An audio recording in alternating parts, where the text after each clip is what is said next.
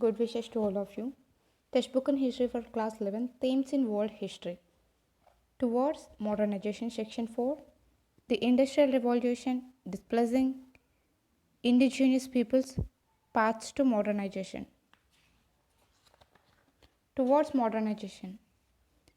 In the previous section, you have read about certain crucial developments in the medieval and early modern world feudalism, the European Renaissance, and the encounters between European and the people of the Americas.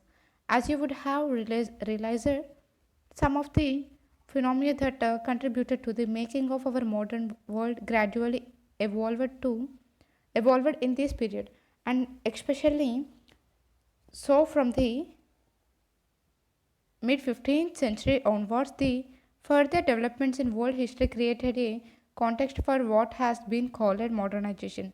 These were the Industrial Revolution and a series of political revolutions that transformed subjects into citizens, beginning with the American Revolution 1776 to 81 and the French Revolution 1789 to 94. Britain has been the world's first industrial nation, and you will read about how this came to be in Theme 9. For long it was believed that British industrialization provided the model of industrialization in other countries. The discussion of Theme 9 will show how historians have begun to question some of the earlier ideas about the Industrial Revolution. Each country drew upon the experiences of other nations without necessarily reproducing any model. In Britain, for instance, coal and cotton textile industries were developed in the first phase of industrialization, while the invention of railways initiated the second stage of that process. In other countries such as Russia, which began to industrialize much later from the late 19th century onwards, the railway and other heavy industry emerged in the initial phase of industrialization itself. Likewise, the role of the state and of banks in industrialization had differed from country to country. The treatment of the British case in Theme 9 will hopefully whet your curiosity about the industrial trajectories of other nations such as the USA and Germany. Two significant industrial powers, Theme 9 also emphasizes the human and material cost incurred by Britain on its industrialization. The plight of the laboring poor, especially of children, environmental degradation, and the consequent epidemics of chlor- cholera and tuberculosis in Theme 11. You will similarly read about industrial pollution and cadmium and mercury poisoning in Japan that stirred people into mass movements against indiscriminate industrialization. Take a look at this illustration. Linking the world in 1927, Charles Lindbergh, 25 years old, flew across the Atlantic Ocean from New York to Paris in a single engine aeroplane. Take a look at this illustration. Linking the world, J. Lipschitz figure sculpted in the 1920s shows the influence of Central African statuary. Take a look at another figure. Linking the world, Japanese Zen painting like this one were admired by Western artists and influenced the abstract expressional style of painting in the 1920s in the USA. European powers began to colonize parts of America and Asia and South Africa well before the Industrial Revolution. Theme 10 tells you the story of what European studies did to the native peoples of America and Australia. The bourgeois mentality of the settlers made them buy and sell everything, including land and water, but the natives who appeared uncivilized to European Americans asked, if you do not own the freshness of the air and the sparkle of the water, how can one buy them? The natives did not feel the need to own land, fish, or animals. They had not decided to commodify them. If things needed to be exchanged, they could simply be gifted. Quite obviously, the natives and the Europeans represented competing notions of civilization. The former did not allow the European deluge to wipe out their cultures, although the US and Canadian governments of the mid 20th century desired natives to join the mainstream, and the Australian authorities of the some period attempted to simply ignore their traditions and culture. One might wonder what is meant by mainstream. How does economic and political power influence the making of mainstream cultures? Western capitalism, mercantile, industrial, and financial, and early 20th century Japanese capitalism created colonies in large parts of the Third World. Some of these were settler colonies, others, such as British rule in India, are examples of direct imperial control. The case of 19th and early 20th century China illustrates a third variant of imperialism. Here, Britain, France, Germany, Russia, America, and Japan meddled in Chinese affairs without directly taking over state power. They exploited the country's resources to their own advantage, seriously compromising Chinese sovereignty and reducing the country to the status of a semi colony. Almost everywhere, colonial explanation was challenged by powerful nationalist movements. Nationalism, however, also arose without a colonial context, as in the West or Japan. All nationalisms are doctrines of popular sovereignty. Nationalist movements believe that political power should rest with the people, and this is what makes nationalism a modern concept. Civic nationalism vests the sovereignty in all peoples, regardless of language, ethnicity, religion, or gender. It seeks to create a community of rights exercising citizens and defines nationhood in terms of citizenship, not ethnically or religion. Ethnic and religious nationalism try to build national solidarity around a given language, religion, or set of traditions, defining the people ethnically, not in terms of common citizenship. In a multi ethnic country, ethnic nationalists might limit the exercise. In a multi ethnic country, ethnic nationalists might limit the exercise of sovereignty to a choose people, often assumed to be superior to minority communities. Today, most Western countries define their nationhood in terms of common citizenship and not by common ethnicity. One prominent expectation is Germany, where ideas of ethnic nationalism have had a long and troubling career, going back to their reaction against the French imperial occupation of German states in 1806. Ideologies of civic nationalism have vied with those of ethnic religious nationalism the war over, and this has been so in modern India, China, and Japan as well. As with industrialization, so with the paths to modernization, different societies have evolved their distinctive modernities. The Japanese and Chinese cases are very instructive in this regard. Japan succeeded in remaining free of colonial control and achieved fairly rapid economic and industrial progress throughout the 12th century. The rebuilding of the Japanese economy after a humiliating defeat in the Second World War should not be seen as a mere post war miracle. As Theme 11 shows, it resulted from certain gains that had already been accomplished in the 19th and early 20th centuries. Did you know, for instance, that by 1910 tuition fees for studying at a primary school had more or less ended and enrollment had become universal? Japan's path to modernization, like that of any other country, has had its own tensions, those between democracy and militarism, ethnic nationalism, and civic nation building, and between what many Japanese describe as tradition and westernization.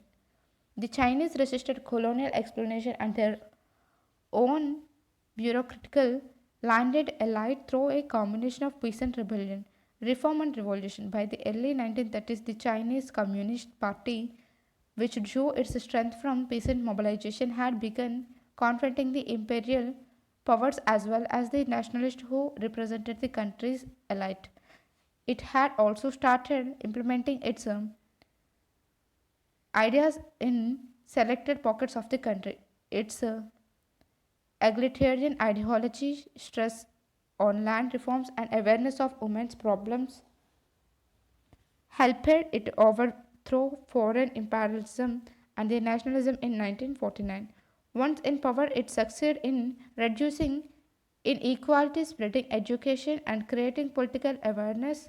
Even so, the country's single party framework and state repression contributed to considerable dissatisfaction with the political system after the mid 1960s, but the Chinese Communist Party has been able to retain control over the country largely because, in embracing certain market principles, it reinvented itself and has worked hard to transform China into an economic powerhouse. The different ways in which various countries have understood modernity and sought to achieve it, each in the context of its own circumstance, circumstance and ideas, make a fascinating story. This section introduces you to some aspects of that story. Timeline 4. That was 1700 to 2000. This timeline will give you an idea of what was happening in different parts of the world in the last 3 centuries and how people in different countries contributed to the making of our modern world. It will tell you about the slave trade in Africa and the establishment of the apartheid regime in South Africa, about social movements in Europe and the formation of national states, about the expansion of imperial powers and the process of colonization, and about democratic and anti colonial movements that swept through the world in the last century. It will also refer to some of the inventions and technological developments that are associated with modernity. As with all timelines, this one focuses on a new few dates. There are others that are important. When you see a series of dates in a timeline, do not think that those are the only dates you need to know. Find out why different timelines focus on different types of dates and what this selection tells us. Dates: Africa, Europe. 1720 to 13, Africa. King Achacha of Dahomey, 1724 to 34, West Africa stops slave trade. It is reintroduced in the 1740s. Europe empty, 1730 to 40.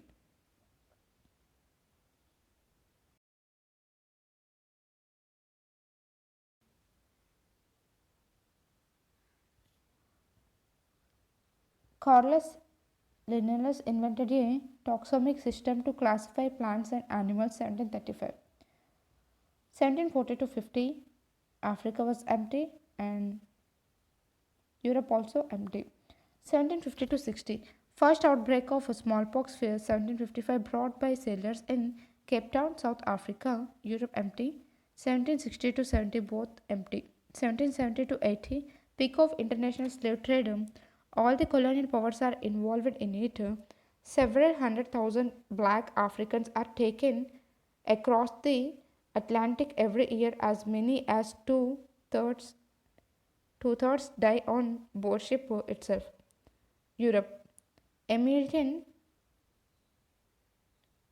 Pugachev had say peasant uprising 1773 to 75 that sweeps across Russia.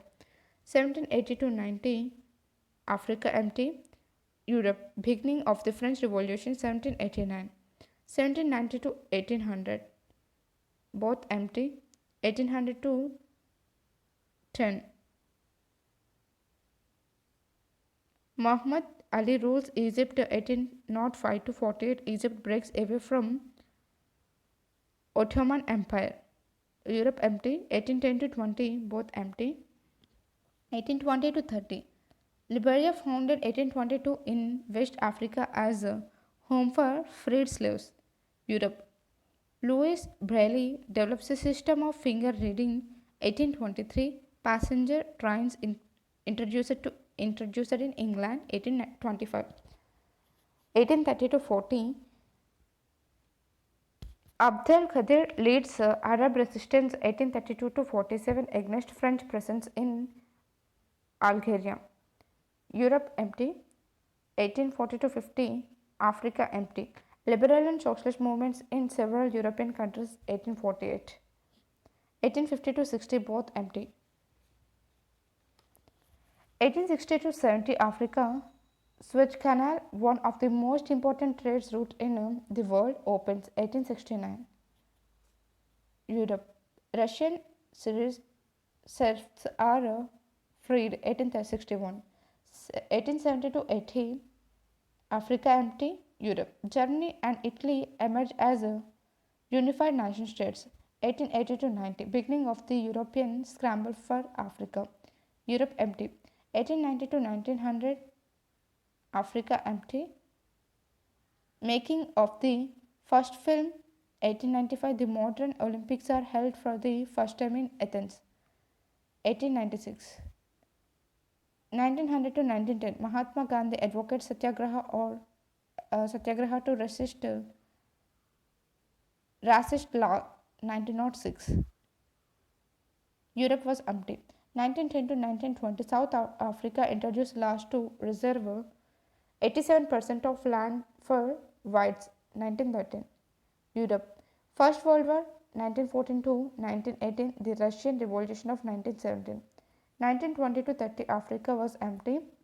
Europe. Turkey became a republic under Mustafa Kemal. 1923. 1930 to 40, Africa. First Trans-African Railway from Anglo to Mozambique completed 1931. Hitler captures power in Germany 1933, Second World War 1939 to 45, Europe. 1940 to 50, Afrikaner National Party wins power in South Africa 1948. The policy of apartheid is put in place. Europe begins. Britain recognized the Irish independence 1949. 1950 to 60, Africa. Ghana is the first country in sub-Saharan Africa to become independent 1957. Europe.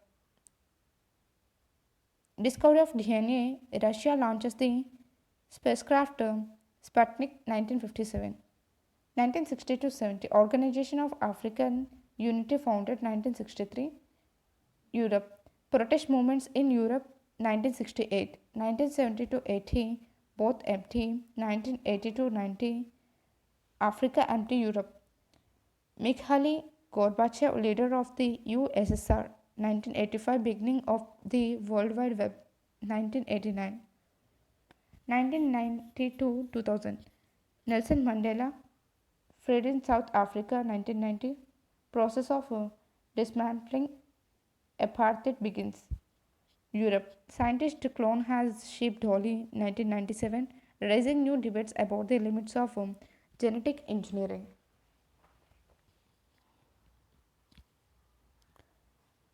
1720-30, Asia. Guzin Tushu Zicheng, the largest encyclopedia ever printed, commissioned by Kangxi, the Manchu ruler of China. South Asia was empty. 1730 to 40, both empty. 1740 to 50, Asia empty. South Asia. Marthas extend control over northern India. 1750 to 60, Asia. Eko Konyo, a Japanese scholar, compiles a Dutch-Japanese dictionary. 1758, South Asia. Robert Clive defeats Siraj ud Dowla, Nawab of Bengal, at the Battle of Plassey. 1757. 1760 to 70, both empty. 1770 to 80, both empty. 1780 to 90, British export of opium from India to China expands dramatically in Asia. South Asia empty. 1790 to 1800, Asia empty. South Asia. Ranjit Singh founds Sikh Kingdom in Punjab. 1799. 1800 to 10, both empty. 10 to 20, both empty. 1820 to 30, Javanese revolt against Dutch. 1825 to 30. South Asia. Practice of Satyamade illegal, 1829. 1830 to 40. Ottoman Sultan Abdul Majid starts a program of modernization, 1839. South Asia empty, 1840 to 50 both empty, 1850 to 60. King Rama IV rules Thailand opens the country to foreign trade, 1853. South Asia. Railway was a telegraph line introduced 1853. The Great Revolt 1857. 1860 to 70 Asia. French begin to occupy Indochina, Southeast Asia 1862. South, South Asia empty. 1870 to 80 opening of the first Japanese railway Tokyo to Yokohama 1872 Asia. South Asia. Famine in the Deccan, Southern India 1876 to 78 over 5 million died. 1880 to 19 Asia. Britain annexes Burma, Myanmar 1885 to 86. South Asia. Foundation of Indian National Congress 1885. 1890 to 1900 both empty. 1900 to 10 Japanese Navy defeat Russian fleet 1905 in Asia. South Asia empty. 1910 to 20 Asia. Balfour Declaration promises a homeland for Jews in Palestine 1917. South Asia empty. 1920 to 30 Asia empty. South Asia. Non-cooperation movement 1921 launched by Mahatma Gandhi. E.V. Ramaswamy Naikar launches the self-respect movement in Tamil Nadu 1925. 1930 to 40 Asia. Opening of British oil pipeline from Iraq to Syria. South Asia. Alam Arabhai Ardeshir Irani 1931 is the first Indian Turkey Berlin Baghdad railway linking Baghdad to Istanbul begins operation 1940. 1914 to 50 Asia. USA drops atom bombs on Japanese cities of Hiroshima and Nagasaki 1945, killing approximately 120,000 civilians. Many more were to die later through the effects of radiation. Formation of People's Republic of China 1949. South Asia. Quit India movement 1942. India and Pakistan became independent 1947. 1950 to 60 Bangdang Conference 1955 strengthens the non-elegant movement. South Asia. India becomes a republic 1950. 1960 to 70 Arab leaders set up a Palestine Liberation Organization to unite Palestinian refugees. 1964 War in Vietnam 1965 to 73. South Asia. Sirmavo Bandaranaike becomes world's first woman prime minister 1960. 1970 to 80 Asia. Shah of Iran is overthrown 1979. South Asia. Bangladesh emerges as an independent nation 1971. 1980 to 90 Asia. Mass demonstration of democracy in Tiananmen Square, Beijing, China 1989. South Asia. A leak at the Union Carbide pesticides plant in Bhopal 1984 leads to one of the worst industrial disasters in history. Thousands die. 1919 to 2000 Asia. Gulf War between Iraq, Kuwait and the USA. South Asia. India and Pakistan conducted nuclear tests 1998.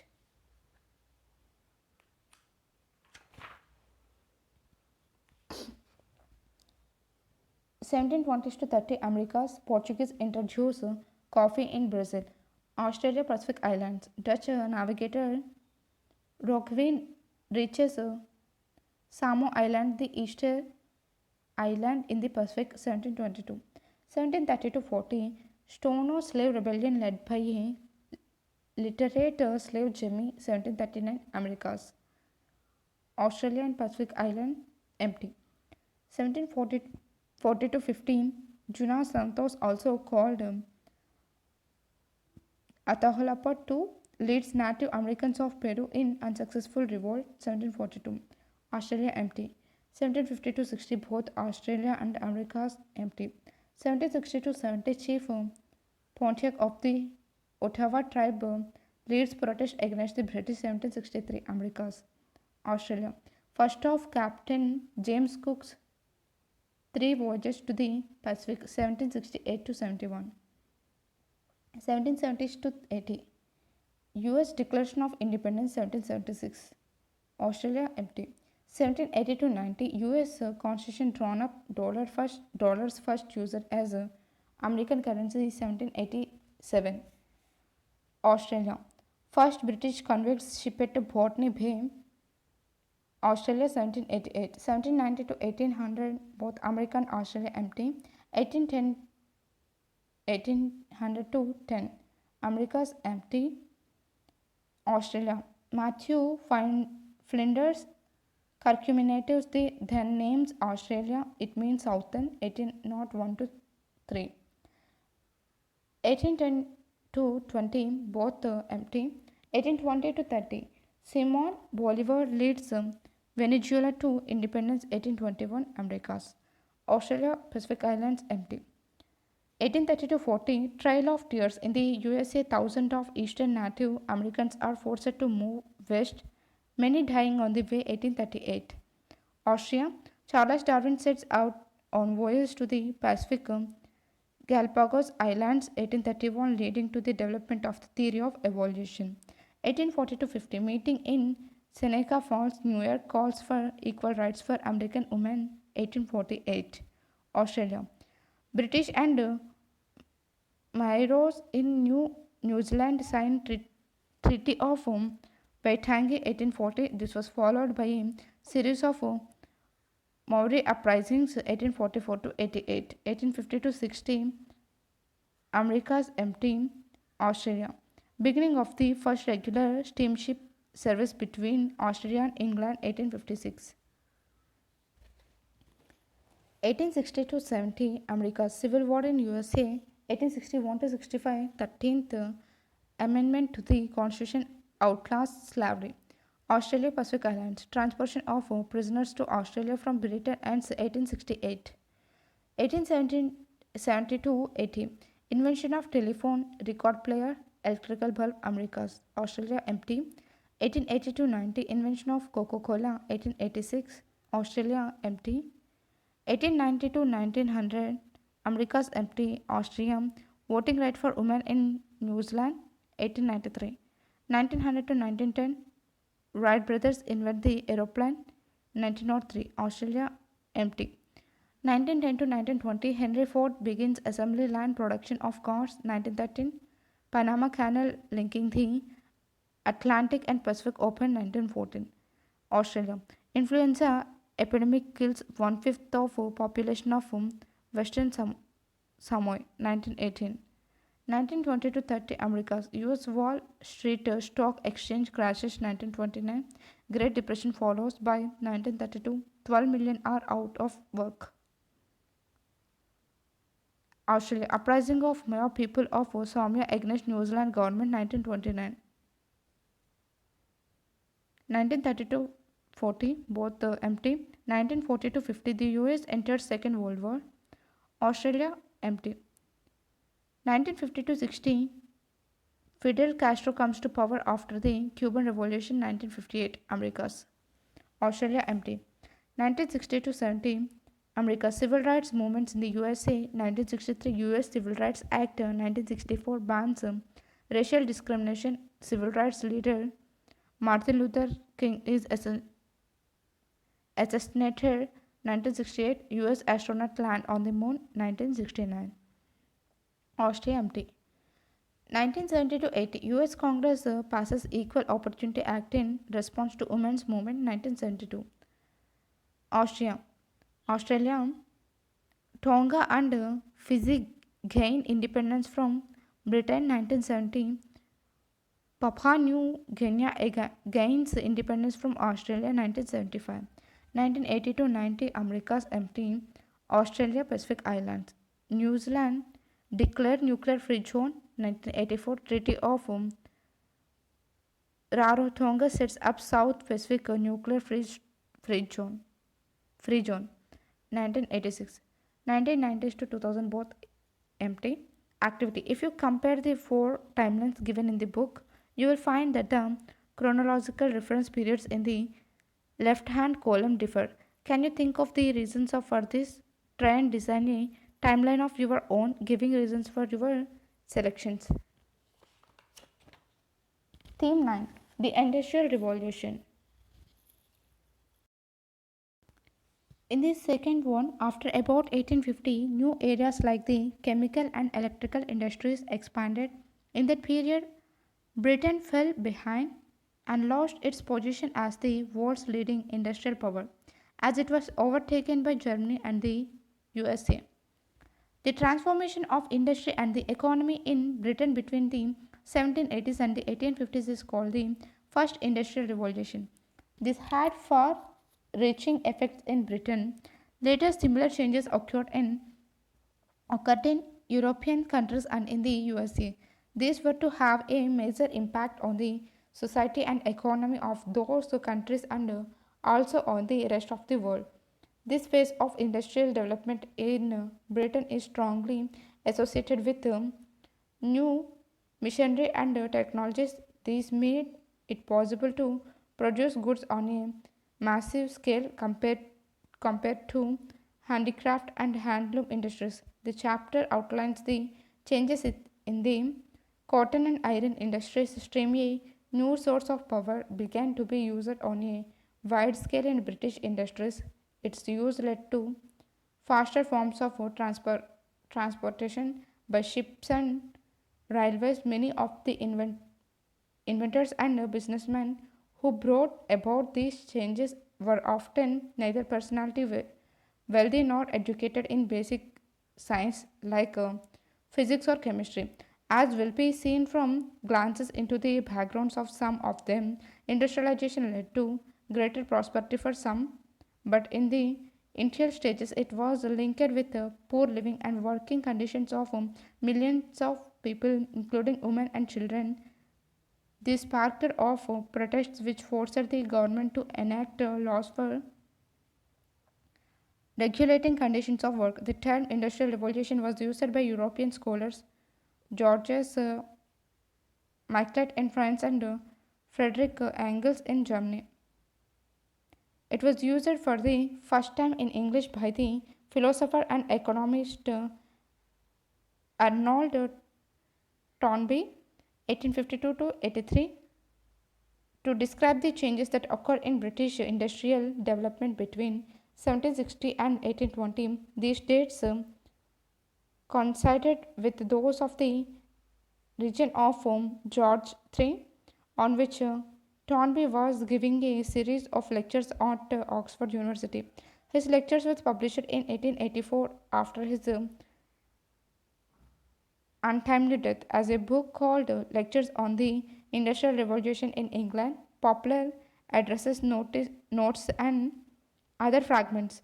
Later historians T.S. Ashton, Paul Mantoux, and Eric Hobsbawm broadly agreed with Toynbee. There was a remarkable economic growth from the 1780s to 1820s in the cotton and iron industries, in coal mining, in the building of roads and canals, and in foreign trade. Ashton, 1889 to 1968, celebrated the Industrial Revolution when England was swept by a wave of gadgets. The man of wealth and pride takes up a space that many poor supplied, space for his lake, his park's extended bounds, space of his horses equipages and horns, the rope that wraps his limbs in silken sloth, has robbed the neighboring field of half their growth. Oliver Goldsmith, 1728 to 74, The Deserted Village. Why Britain? Because Why Britain? Britain was the first country to experience modern industrialization. It had been politically stable since the 17th century, with England, Wales, and Scotland unified under a monarchy. This meant that the kingdom had common laws, a single currency, and a market that was not fragmented by local authorities levying taxes on goods that passed through their area, thus increasing their price. By the end of the 17th century, money was widely used as the medium of exchange.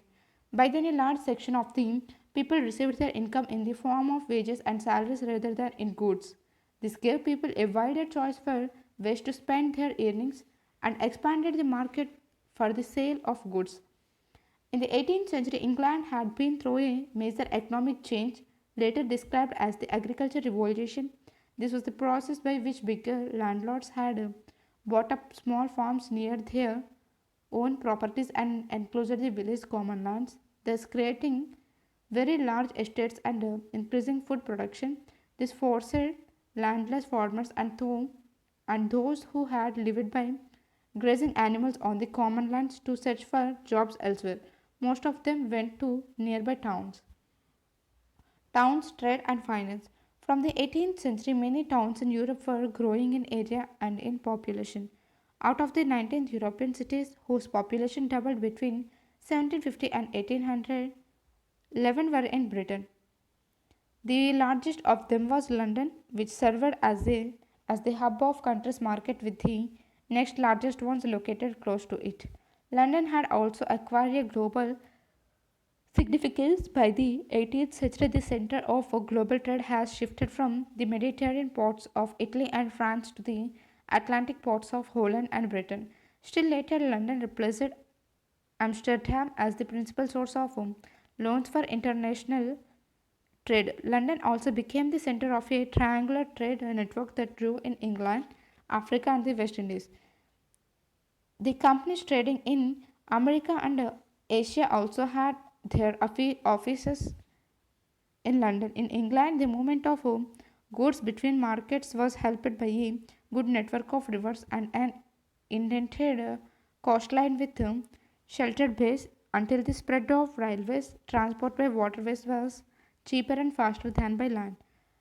As early as 1724, English rivers provided some 1160 miles of navigable water and except for mountains areas, most places in the country were within 15 miles of a river. Since all the navigable sections of English rivers flow into the sea, cargo on river vessels was easily transferred to coastal ships called coasters. By 1800, at least 1 lakh sailors worked on the coasters. Activity 1.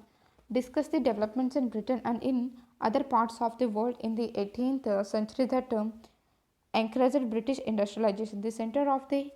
Centuries, the center of the country's financial system was the Bank of England, founded in 1694.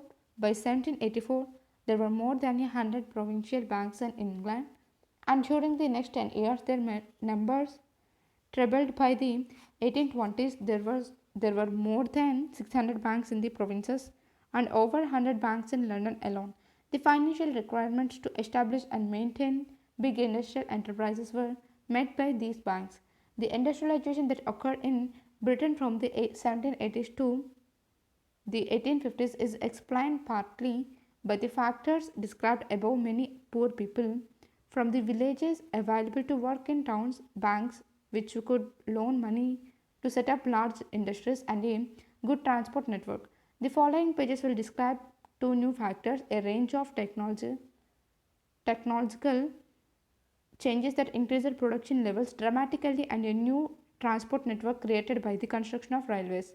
In both developments, if the dates are read carefully, one will notice that there is a gap of a few decades between the development and its widespread application. One must not assume that a new innovation in technology led to it begin user in the industry immediately.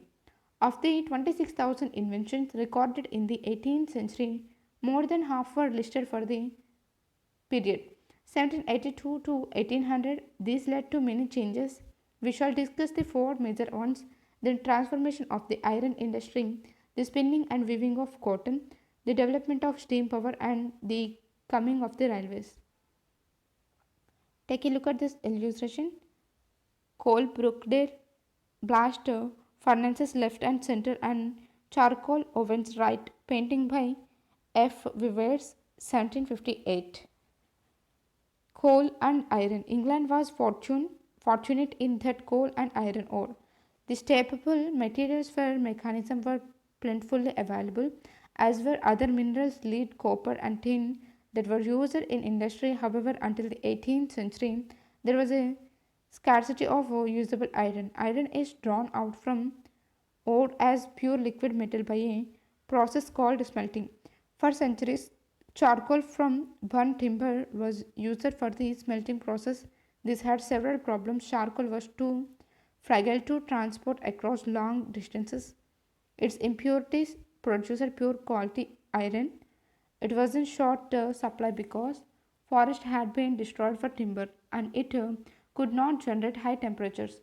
The solution to this problem had been sought for years before it was solved by a family of iron masters. The advice of Shakespeare in the course of half a century, three generations of this family, grandfather, father, and son, all called Abraham Darby, brought about a revolution in the metal, metallurgical industry. It began with an invention in 1709 by the first Abraham Darby, 1677 to 1717.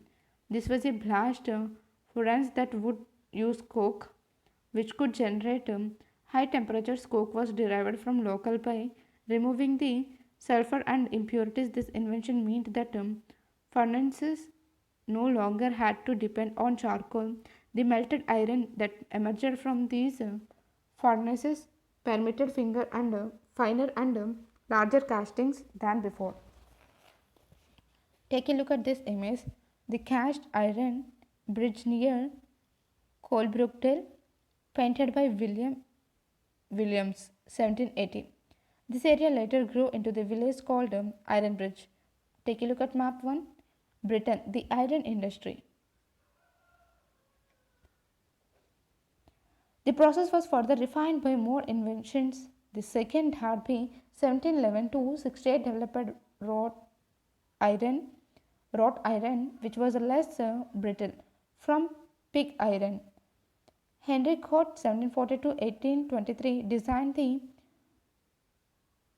boiling furnace in which molten iron could be rid of impurities, and the rolling mill, which used steam power to roll purified iron into bars. It now became possible to produce a broader range of iron products. The durability of iron made it a better material than wood for everyday items and for machinery. Unlike wood, which could burn on splinter, the physical and chemical properties of iron could be controlled. In the 1770s, John Wilkinson, 1728 to 1808, made the first iron chairs. Watswell breweries and distillers and iron pipes of all sizes. In 1779, the third Darby, 1750 to 91, built the first iron bridge in the world in Coalbrookdale, spanning the river Severn. Wilkinson used cast iron for the first time to make water pipes, 40 miles of it for the water supply of Paris. The iron industry then came to be concentrated in specific regions as integrated units of coal mining and iron smelting. Britain was lucky in possessing excellent coking coal and a high grade iron ore in the same basins or even the same seams. These basins were also close to ports. There were 5 coalfields which could deliver their products almost straight into ships. Since the coalfields were near the coast, shipbuilding increased, as did the shipping trade. Activity 2. Iron Bridge George is today a major heritage site. Can you suggest why? Take a look at figure. Manpower in this picture, woman power work at the treadmill that lowered the lid of the cotton presses. The British iron industry quadrupled its output between 1800 and 1830, and its product was the cheapest in Europe. In 1820, a ton of pig iron needed 8 tons of coal to make it, but by 1850 it could be produced by using only 2 tons. By 1848, Britain was melting more iron than the rest of the world put together. Cotton spinning and weaving. The British had always woven cloth out of wool and flax to make linen. From the 17th century, the country had been importing bales of cotton cloth from India at great cost.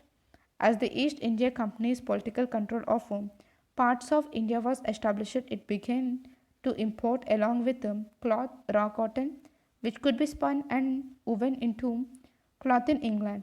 Till the early 18th century, spinning had been so slow and laborious that 10 spinners, mostly women, hence the word spinster, were required to supply sufficient yarn to keep a single weaver busy. Therefore, while spinners were occupied all day, weavers waited idly to receive yarn. But a series of technological inventions successfully closed the gap between the speed in spinning raw cotton into yarn or thread and of weaving the yarn into fabric. To make it even more efficient, production gradually shifted from the homes of spinners and weavers to factories.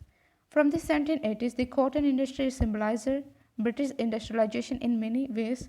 This industry had two features which were also seen in other industries. Raw cotton had to be entirely imported, and a large part of the finished cloth was exported. This sustained the process of colonization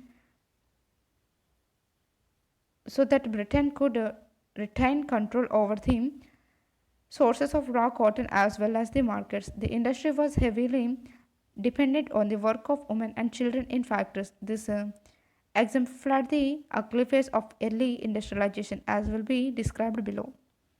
Take a look at map 2, Britain, the cotton industry. 1. The flying shuttle loom designed by John Kay 1704 to 64 in 1733 made it possible to weave border fabrics in less time and consequently called for more yarn that could be supplied at the prevailing pace of spinning. 2. The spinning jenny was a machine made by James Hargreaves 1720-78 in 1765 on which a single person could spin several threads of yarn simultaneously. This provided weavers with yarn at a faster rate than they could weave into fabric. 3. The water frame, which Richard Arkwright 1732-92 invented in 1769, produced a much stronger thread than before. This also made it possible to weave pure cotton fabrics rather than fabrics that combined linen and cotton yarn. 4. The mule was the nickname for a machine invented in 1779 by Samuel Crampton 1753 to 1827 that allowed the spinning of strong and fine yarn. 5. The cycle of inventions in the cotton textile industry that sought to maintain a balance between the tasks of spinning and weaving conclude with the invention of the powerloom by Edmund Cartwright 1743 to 1823 in 1787. This was easy to work, stopped automatically every time a thread broke and could be used to weave any kind of material. From the 1830s, developments in the industry concentrated on increasing the productivity of workers rather than bringing new machines into use. Steam power. The realization that steam could generate tremendous power was decisive to large scale industrialization. Watt's inventions were not limited to the steam engine. He invented a chemical process for copying documents. He also created a unit of measurement based on mechanical power with that of the previous universal power source, the horse. Watt's measurement unit horsepower equated the ability of a horse to lift 33,000 pounds 14,969 kgs, 1 foot 0.3 meters in 1 minute. Horsepower remains as a universally used index of mechanical energy. Water as take a look at illustration. Horses turn the wheels to grind metal. The use of steam reduces the dependence on manpower and horsepower.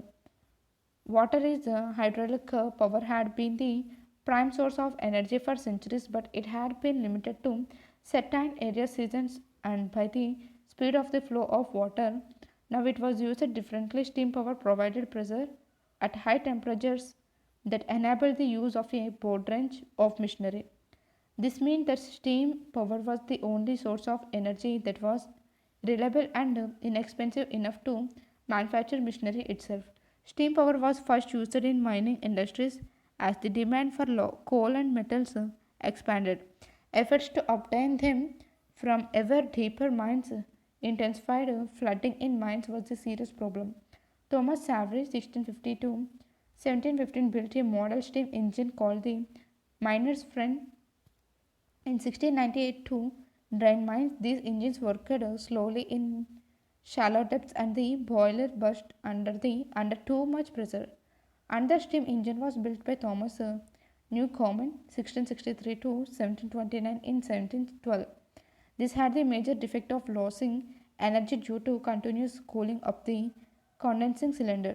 The steam engine had been used only in coal mines until James Watt 1736 to 1819 developed his machine in 1769. Watt's invention converted the steam engine from being a merry pump into a prime mover capable of providing energy to power machines and factories.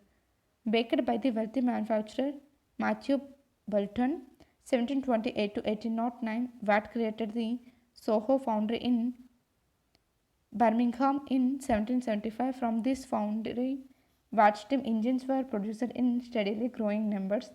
By the end of the 18th century, Watt steam engine was beginning to replace hydraulical power. After 1800, steam engine technology was further developed with the use of lighter, stronger metals, the manufacture of more accurate mission tools, and the spread of better scientific knowledge. In 1840, British steam engines were generating more than 70% of all European horsepower. Canals and railways. Canals were initially built to transport coal to cities. This was because the bulk and weight of coal made its transport by road much lower and more expensive than by barges on canals. The demand for coal as industrial energy and for heating and lighting homes in cities grew constantly. The making of the first English canal, the Worsley Canal, 1761 by James Brindley, 1716 to 72, had no other purpose than to carry coal from the deposits at Worsley near Manchester to that city. After the canal was completed, the price of coal fell by half. Canals were usually built by big landowners to increase the value of the mines, quarries or forest on their lands.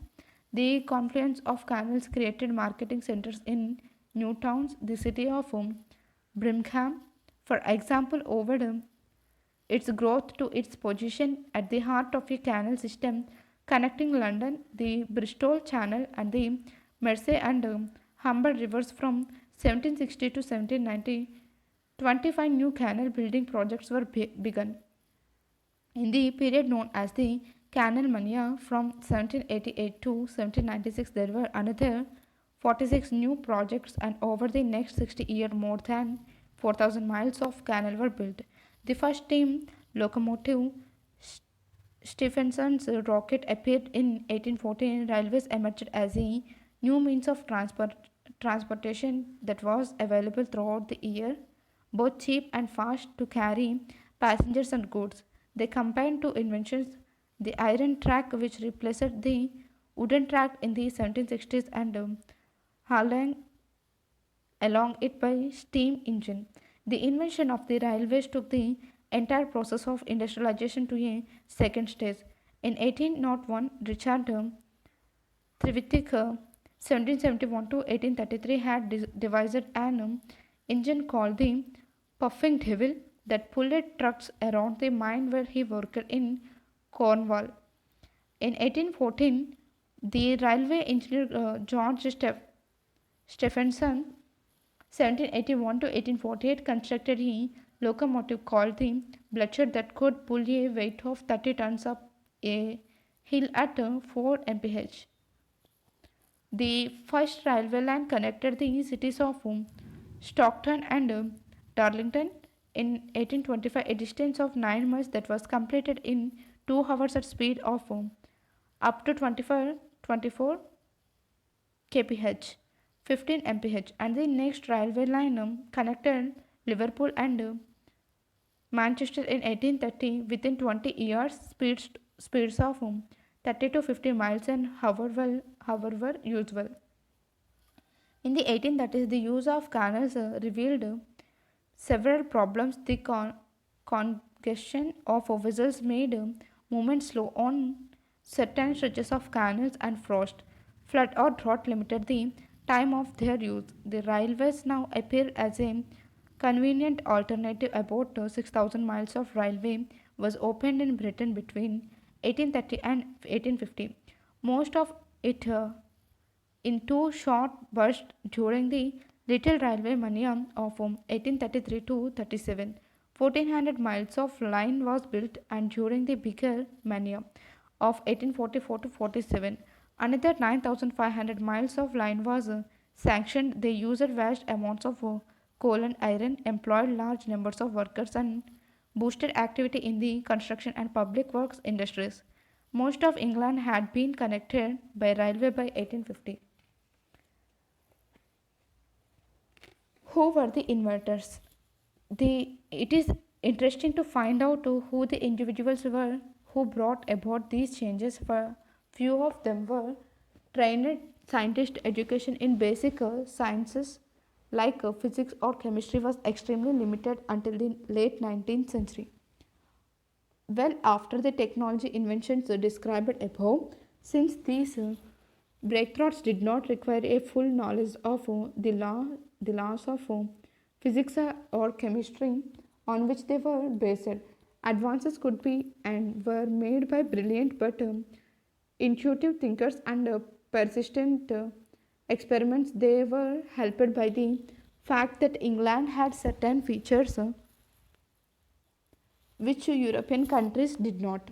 Dozens of scientific journals and published papers of scientific societies appeared in England between 1760 and 1800. There was a widespread thirst for knowledge even in the smaller towns. This was met by the activities of the Society of Arts, founded in 1754 by traveling lectures, or in coffee houses that multiplied through the 18th century. Most inventions were more the product of determination, interest, curiosity, even luck, than the application of scientific knowledge. Some inventors in the cotton industry, like John Kay and James Hargreaves, were familiar with the silk of weaving and carpentry. Richard Arkwright, however, was a barber and wig maker. Samuel Crampton was not technically skilled, and Edmund Cartwright studied literature, medicine, and agriculture. Initially wished to become a clergyman and knew little of mechanics. By contrast, in the area of steam engines, Thomas Savery, an army officer, Thomas Newcomen, a blacksmith and locksmith, and James Watt, with a strong mechanical bent, all had some knowledge relevant to their innovations. The road builder John Metcalfe, who personally surveyed surfaces for roads and planned them, was blind. The canal builder James Brindley was almost illiterate, with such poor spelling that he could never spell the word navigation. But he had tremendous powers of memory, imagination, and concentration. Changed lives. In these years, therefore, it was possible for individuals with talent to bring about revolutionary changes. Similarly, there were rich individuals who took risks and invested money in industry in the hope that profits could be made and that their money would multiply. In most cases, this money capital did multiply. Wealth in the form of goods, incomes, services, knowledge, and productive efficiency did increase dramatically. There was at the same time a massive negative human cost. This was evident in broken families, new addresses, degraded cities, and appalling working conditions in factories. The number of cities in England with a population of over 50,000 grew from 2 in 1750 to 29 in 1850. This pace of growth was not matched with the provision of adequate housing, sanitation, or clean water for the rapidly growing urban population. Newcomers were forced to live in overcrowded slums in the congested central areas of towns near factories, while the rich inhabitants escaped by shifting to homes in the suburbs where the air was cleaner and the water safe to drink. Take a look at this illustration far left. Colebrook Hill, Carpenter's Row, cottages built by the Company for Workers in 1783. Left, the houses of the Derby's painting by William Westwood 1835. The Gates of Hell. Edward Carpenter eloquently described such cities in about 1881 in his poem In a Manufacturing Town. As I walked restless and despondent through the gloomy city and saw the eager understanding to and fro, as of ghosts in some sulphurous heads, and saw the crowds of tall chimneys going up and the pall of smoke covering the sun, covering the earth lying heavy against the very ground, and saw the huge refuse heaps writhing with children picking them over, and the ghastly half roofless smoke blackened house and the black river flowing below. As I saw these, as I saw again far away the capitalist quarter with its villa residence and its high walled gardens and its well appointed carriages and its face turned away from the wriggling poverty which made it rich, I shuddered. The workers. A survey in 1842 revealed that the average lifespan of workers was lower than that of any other social group in societies. It was 15 years in Birmingham, 17 in Manchester, 21 in Derby. More people died and died at a younger age in the new industrial cities than in the villages they had come from. Half the children failed to survive beyond the age of 5. The increase in the population of cities was because of immigrants rather than by an increase in the number of children born to families who already lived there. Deaths were primarily caused by epidemics of disease that sprang from the pollution of water like cholera and typhoid or of the air like tuberculosis. More than 31,000 people died from an outbreak of cholera in 1832. Until late in the 19th century, municipal authorities were negligent in attending to these dangerous conditions of life, and the medical knowledge to understand and cure these diseases was unknown. Take a look at this illustration. Woman in gilt button factory, Birmingham in the 1850s. Two-thirds of the workforce in the button trade were women and children. Men received 25 shillings a week, women 7 shillings, and children 1 shilling each for the same hours of work. Women, children, and industrialization. The Industrial Revolution was a time of important changes in the way that children and women worked. Children of the rural poor had always worked at home or in the farmer jobs that varied during the day or between seasons under the watchful eyes of parents or relatives. Likewise, in villages, women were actively involved in farm work.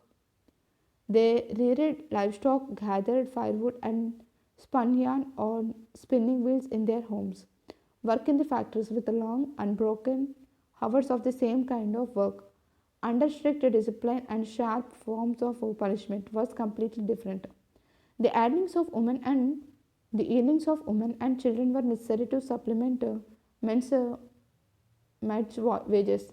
As the use of machinery spread and fewer workers were needed, industrialists preferred to employ women and children who would be less agitated about their poor working conditions and work for lower wages than men. They were employed in large numbers in the cotton textile industry in Lancashire and Yorkshire. Women were also the main workers in the silk, lace making, and knitting industries, as well as along with children in the metal industries of Birmingham. Machinery like the cotton spinning jenny was designed to be used by child workers with their small build and nimble fingers. Children were often employed in textile factories because they were small enough to move between tightly packed machinery. The long hours of work, including cleaning the machines on Sundays, allowed them little fresh air or exercise. Children caught their hair in machines or crushed their hands, while some died when they fell into machines as they dropped off to sleep from exhaustion. Coal mines were also dangerous places to work in. Roofs caved in or there could be an explosion, and injuries were therefore common. The owners of coal mines used children to reach deep coal faces or those where the approach path was too narrow for adults. Younger children worked as trappers who opened and shut doors as the coal wagons traveled through mines or carried heavy loads of coal on their backs as coal bearers.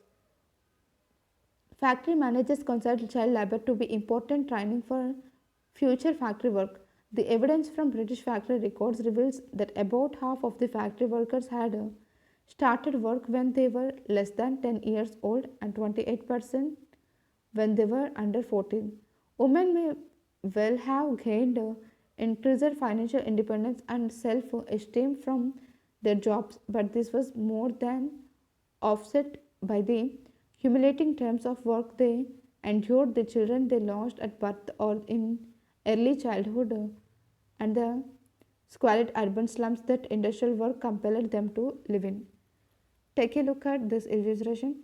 A lane in the poorer quarters of London, engraving by the French artist Dore, 1876.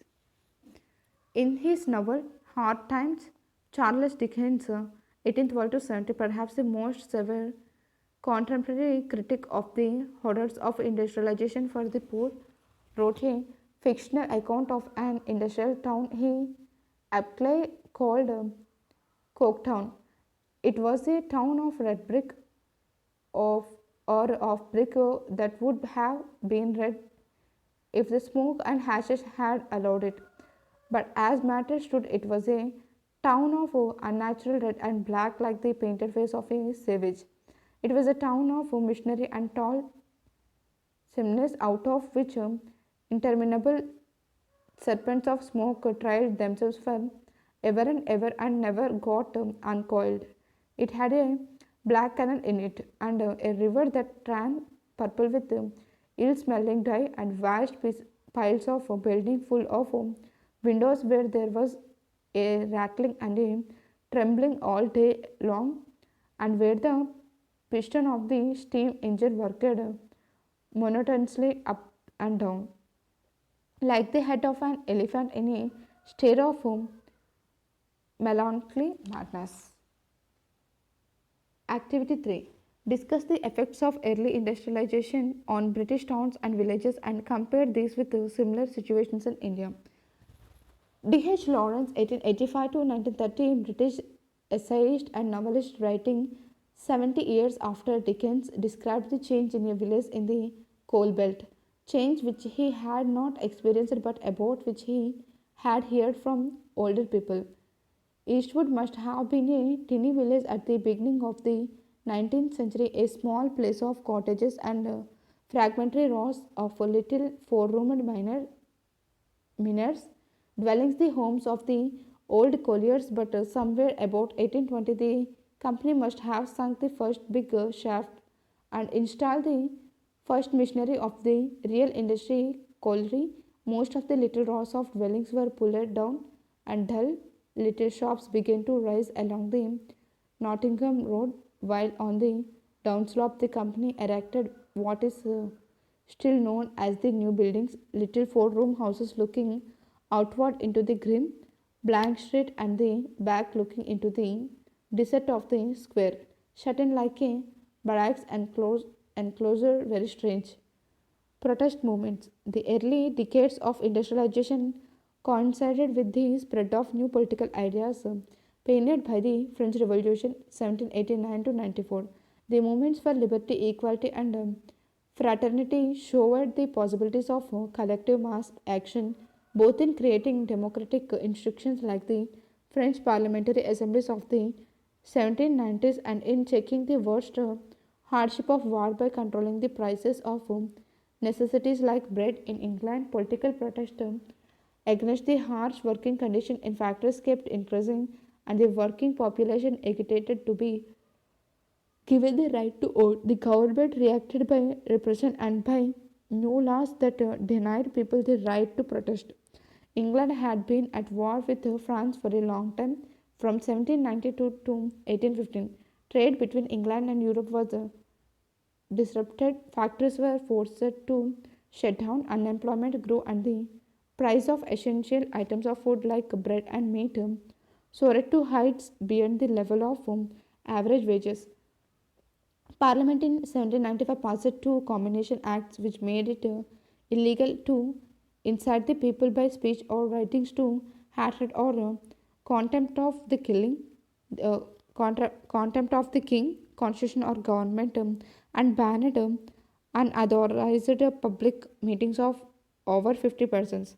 Protest nonetheless continued against old corruption. This term was used for privileges like linked to the monarchy and parliament. Members of parliament, landowners, manufacturers, and professionals were opposite to giving the working population the right to vote. They supported the corn laws, which prevent the import of cheaper food until prices in Britain had risen to a certain level. As workers flooded town and factories, they expressed their anger and frustration in numerous forms of protest. There were bread or food riots throughout the country from the 1790s onwards. Bread was the staple item in the diet of the poor, and its price governed their standard of living. Stocks of bread were seized and sold at a price that was affordable and morally correct rather than at the high prices charged by profit hungry traders. Such riots were particularly frequent in the worst year of the year, war. 1795, but they continued until the 1840s. Another cause of hardship was the process known as enclosure, by which from the 1770s hundreds of small farms had been merged into the larger ones of powerful landlords. Poor rural families affected by this had sought industrial work, but the introduction of machines in the cotton industry threw thousands of handloom weavers out of work and into poverty. Since their labor was too slow to compete with machines, from the 1790s these weavers began to demand a legal minimum wage, which was refused by Parliament. When they went on strike, they were disappeared by force. In desperation, in Lancashire, cotton weavers destroyed the power looms, which they believed had destroyed their livelihood. There was also resistance to the introduction of machines in the woolen knitting industry in Nottingham. Protest also took place in Leicestershire and Derbyshire. In Yorkshire, shearing frames were destroyed by coppers who had traditionally sheared sheep by hand. In the riots of 1830, farm laborers found their jobs threatened by the new threshing machines that separated the grain from the husk. The rioters smashed these machines. 9 of them were hanged and 450 were sent to Australia as convicts. See theme 10. The movement known as Ludism 1811 to 17, led by the Charismatic General Nedrut exemplified another type of a protest. Nudism was not merely a backward looking assault on missions, its participants demanded a minimum wage, control over the labor of women and children, work for those who had lost their jobs because of the common coming of missionary, and the right to form trade unions so that they could legally present these demands. During the early years of industrialization, the working population possessed neither the vote nor legal methods to express their anger at the drastic manner in which their lives had been overturned. In August 1892, 80,000 people gathered peacefully at St. Peter's Field in Manchester to claim democratic rights of political organization, of public meetings, and of the freedom of the press. They were suppressed brutally in what became known as the Peterloo Massacre, and the rights they demanded were denied by the Six Acts passed by Parliament the same year. These extended the restrictions on political activity introduced in the two combinations two combination acts of 1795. But there were some gains after Peterloo. The need to make the House of Commons more representative was recognized by liberal political groups, and the combination acts were repealed in 1824 to 25. This name was made up to rhyme with Waterloo. The French army had been defeated at Waterloo in 1815. Activity 4. Argue the case for and against government regulation of conditions of work in industries. Reforms through laws. How attentive how attentive was the government to the conditions of work of women and children?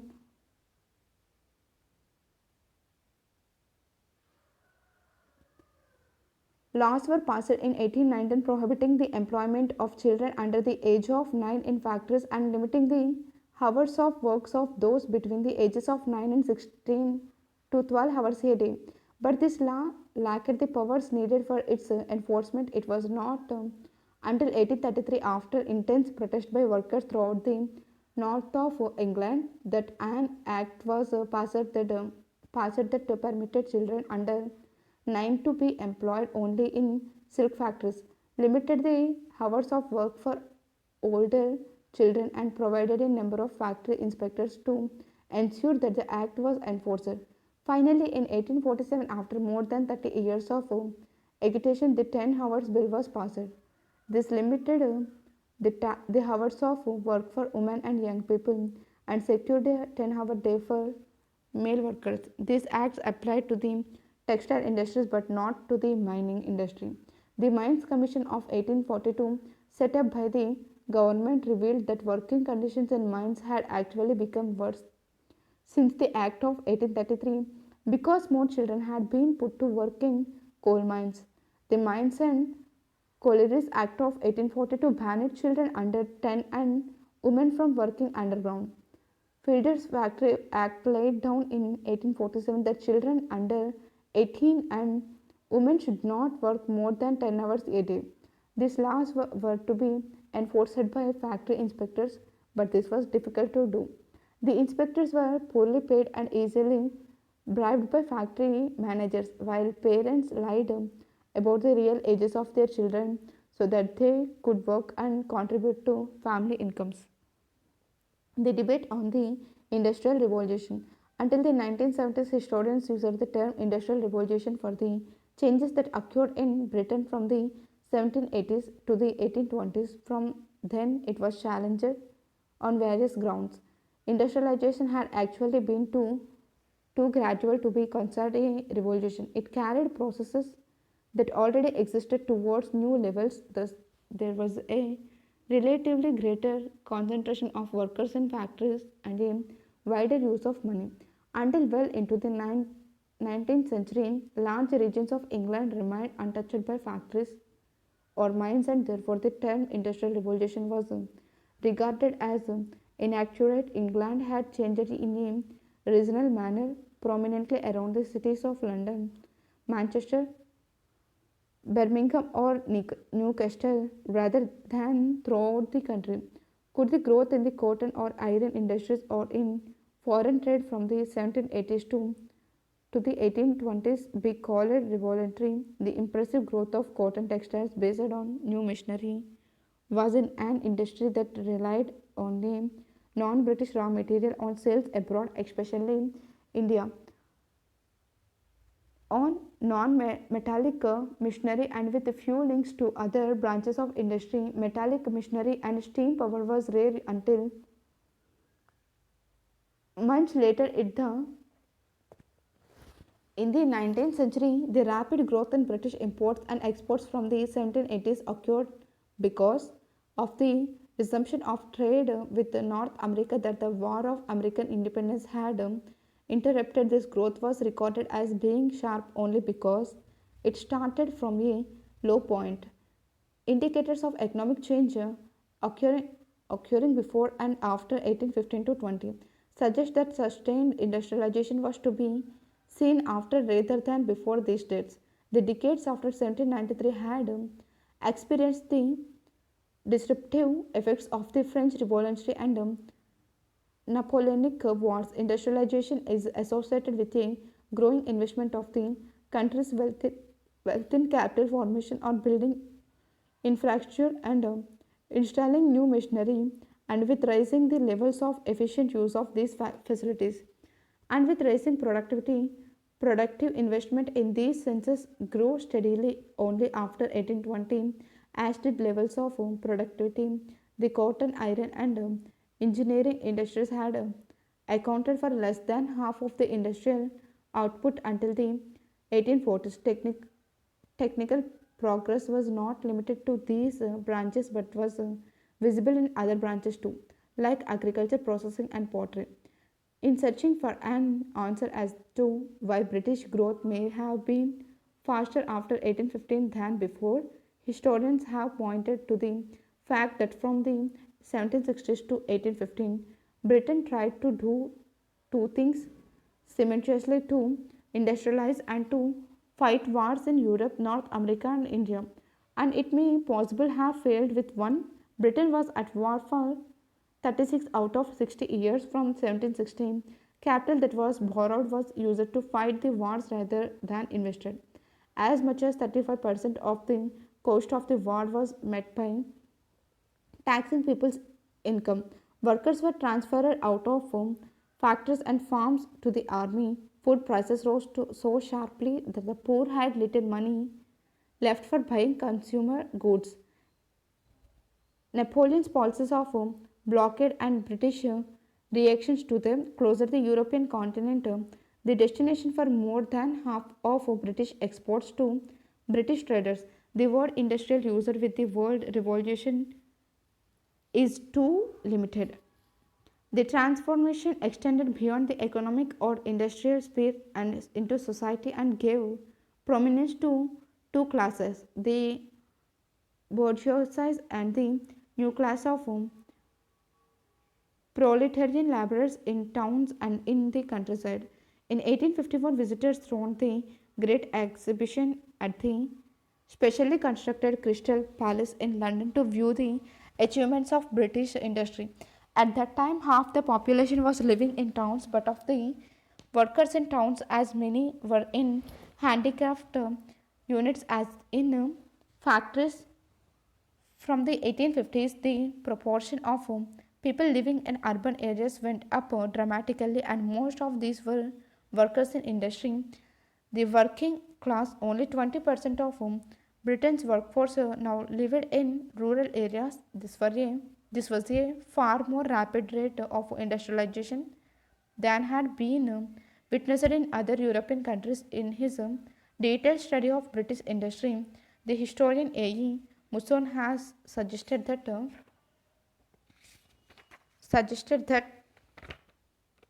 there are good grounds for regarding the period 1850 to 1914 as that in which the industrial revolution really occurred on a massive scale, transforming the whole economy and society much more widely and deeply than the earlier changes had done. Take a look at this illustration. The Great Exhibition of 1851 displayed the works of industry of all nations, particularly the spectacular progress of Britain. It was held in London's Hyde Park in the Crystal Palace, made of glass, panels set in iron, columns manufactured in Birmingham. Exercises. Answer in brief. Question number 1. How did Britain's involvement in wars from 1793 to 1815 affect British industries? Question number 2. What were the relative advantages of canal and railway transportations? Question number 3. What were the interesting features of the inventions of this period? Question number 4. Indicate how the supply of raw materials affected the nature of British industrialization. Answer in a short essay. Question number 5. How were the lives of different classes of British women affected by the Industrial Revolution? Question number 6. Compare the effects of the coming of the railways in different countries in the world. Thank you.